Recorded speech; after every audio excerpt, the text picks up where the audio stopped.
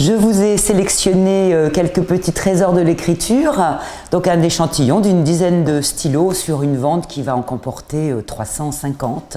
Il y en a pour tous les goûts, tous les prix. On peut peut-être commencer par la chose la plus ancienne, qui est un stylo de chez Denil Namiki. Une amitié historique entre Monsieur Namiki, japonais, et Alfred Denil.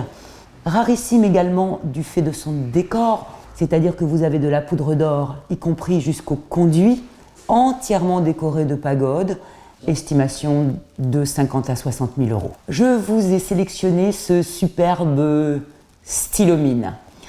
Il a été fabriqué pour le marché anglais dans les années 50, pour les joueurs de bridge. Décor de jeu de cartes. Oh, c'est très ravissant. Celui-ci, un stylomine de chez Cartier, qui allie à la fois un matériau extrêmement ordinaire, qui est le bambou, avec le raffinement des embouts en or.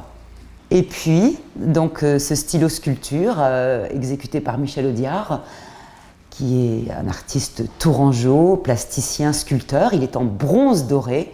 Alors, Michel Audiard laisse complètement son imagination courir, très anticonformiste. On voit 10 jockeys en pleine course.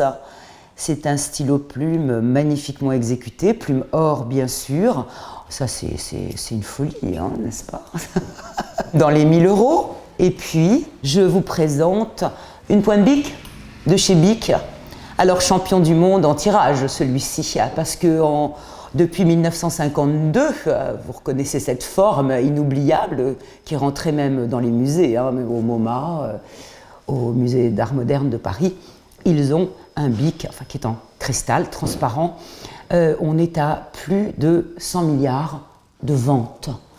Alors là, je vous ai sorti un modèle un peu particulier qui date des années 70-80, qui est tout argent, qui est une édition beaucoup plus limitée, bien sûr, que ce que vous voyez dans les grandes surfaces. Et avec ça, vous pouvez tracer une ligne de 3 km.